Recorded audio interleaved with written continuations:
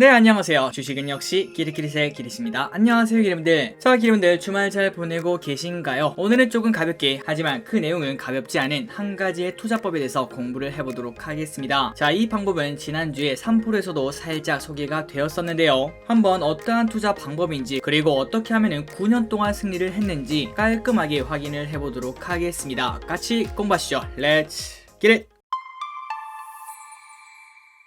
자, 오늘의 내용은 정말 간단합니다. 그래서 포인트를 일단 읽어보고 넘어가도록 할게요. 자, 이 영상에 담긴 내용은 하나투자증권의 퀀트 리포트를 바탕으로 한 자료입니다. 그래서 이 영상에는 심플한 내용만 담길 예정이고, 그리고 기리분들이 이걸 딱 보신 다음에 야, 이거 좀 매력적이다 이러한 생각이 있다면 기리분들이 직접 찾아보실 수 있게 들어가는 방법도 아래 설명을 같이 드리도록 할게요. 그러니 기리분들 꼭 영상을 보시고 난 다음에 리포트도 함께 읽어보시기 바랍니다. 그리고 플러스 아래 전략은 무조건 가자 이렇게 말하는 게 아닌 우리가 좋게 보는 주식에 플러스 알파 정도로만 생각하고 접근하시는 걸 가장 추천드린다는 거 알고 계시죠? 그렇다면 이제 들어가도록 하겠습니다. 좋아요는 사랑입니다.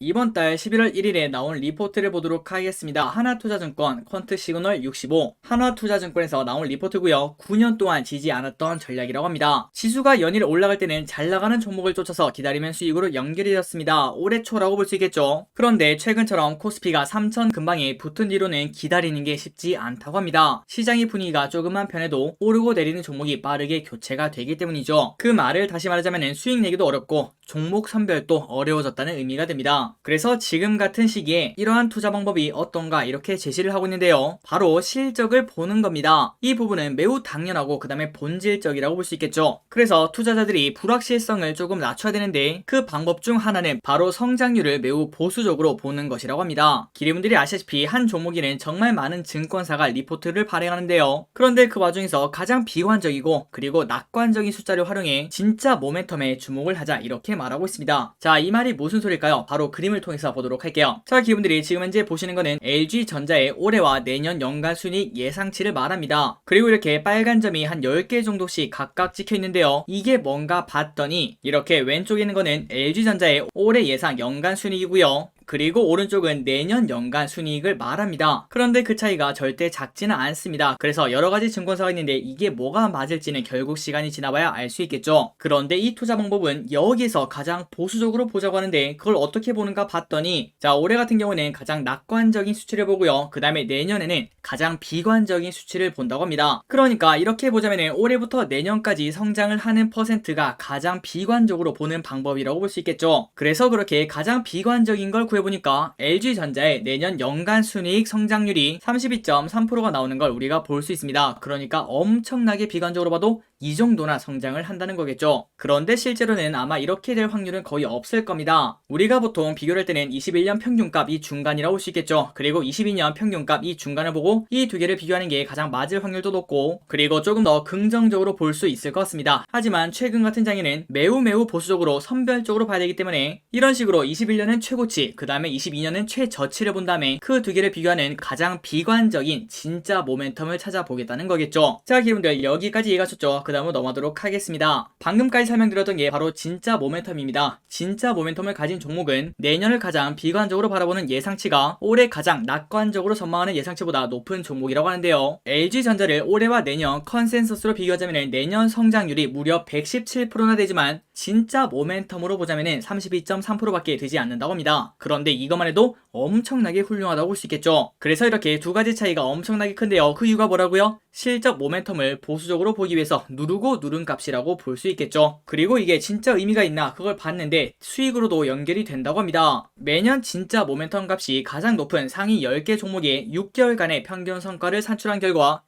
2012년부터 9년 연속 시장 수익률을 웃돌았다고 하네요. 바로 차트를 보고 확인해 보도록 하겠습니다. 여기 보시면 주황색 있죠. 주황색이 진짜 모멘텀 10개 종목의 평균 수익률이고요. 그리고 오른쪽에는 회색이 바로 코스피라고 생각하시면 될 것 같습니다. 자, 12년에는 엄청나게 크게 따돌렸고요. 그리고 13년에는 코스피는 매우 좋지 않았지만 그래도 성장을 했습니다. 14년도 마찬가지, 15년도 마찬가지, 16년도 마찬가지, 17, 18, 19, 20 전부 다 코스피보다 좋은 흐름을 나타낸 걸 확인할 수 있고 그런데 코스피가 조금 안 좋았던 15년에 그때 한 해만 코스피를 이기긴 했지만 전체적인 수익률은 살짝 마이너스로 마무리가 되었다고 합니다. 그러니 이 방법을 쓴다면 딱 10개만 구해서 투자하고 기다리면 알아서 코스피를 이기는 그러한 전략이 될 수 있다는 거겠죠. 물론 기분들이 모든 건 마찬가지지만 지금까지 그랬다고 앞으로 그러리란 법은 없겠지만 충분히 공부할 필요는 당연히 있다고 생각합니다. 그리고 플러스 가장 가까운 작년에는 어땠는지 보도록 하겠습니다. 작년 10월 말에 똑같은 방법으로 10개를 구한 다음에 그 다음에 6개월 동안 있어 보니까 평균 수익률이 무려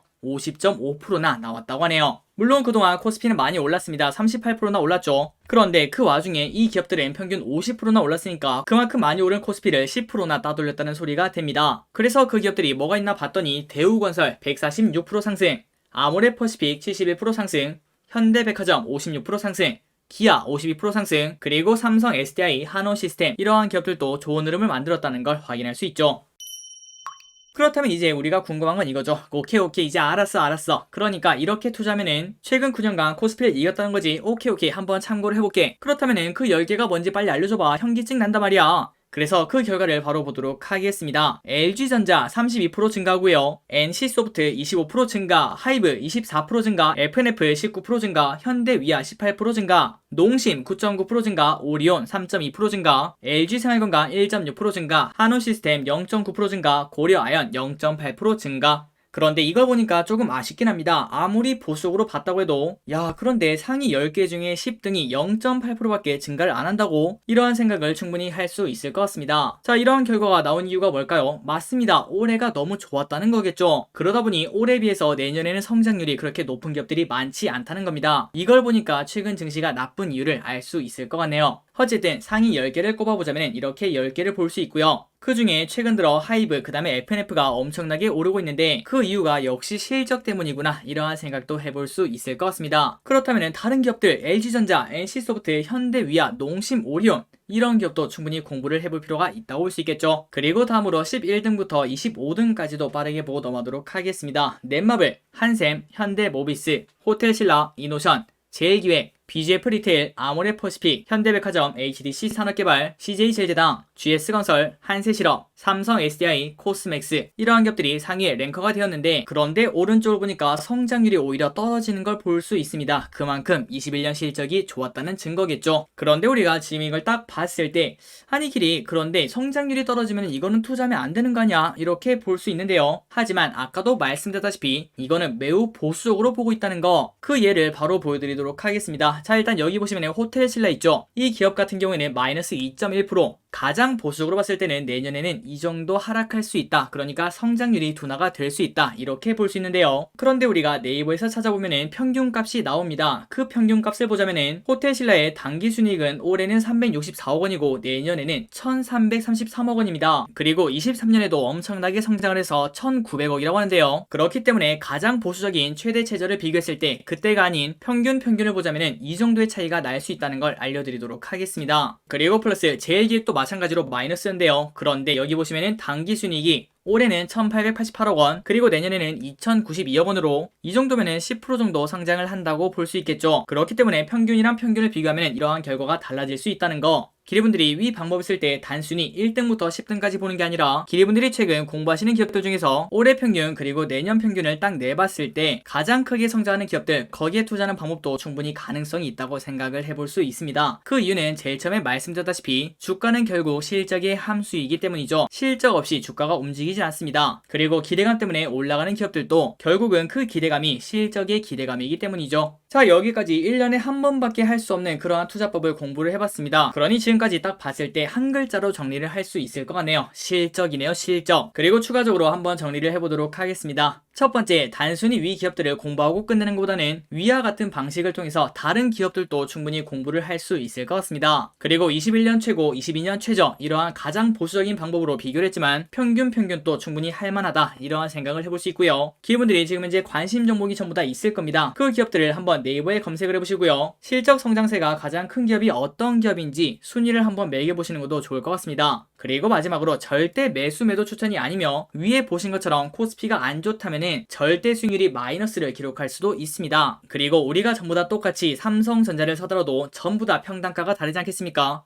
그렇기 때문에 꼭 꼼꼼하게 따져보고 분할 매수는 생활화하자, 이러한 생각을 말씀드리고 싶습니다. 그리고 플러스 지금까지 보셨다면 아마도 관심이 있으실 거라고 생각해요. 이 리포트 어디서 찾는지 알려드리도록 하겠습니다. 일단 한경 컨센서스에 들어가신 다음에 검색에다가 한화투자증권을 적으신 다음에, 그리고 이 리포트가 나온 게 11월 1일이기 때문에 그때가 나올 수 있도록 날짜를 정하셔도 되고요, 아니면 1개월을 누르셔도 될 것 같습니다. 그런 다음에 검색을 누른다면은 이렇게 아마도 2페이지 아니면은 3페이지쯤에 퀀트 시그널 6.5를 확인할 수 있을 거예요. 이거를 누르시면 위 리포트를 바로 볼 수 있다는 거 알려드리도록 하겠습니다. 자, 기리분들 주말에도 이렇게 같이 공부해주셔서 진심으로 감사드리고, 항상 이렇게 열심히 공부하시는 기리분들 당연히 성공할 걸 믿어 의심치 않습니다. 그리고 이런 말이 있죠. 뛰어난 기업의 주식을 샀다면은 시간은 우리 편이다. 그러니 기리분들 지금 현재 증시가 그렇게 좋지는 않은데요. 그런데 지금 현재 우리가 할 거는 이 기업이 뛰어난 기업인지 아닌지 보고, 그 기업이 뛰어나다면은 그냥 기다리면 됩니다.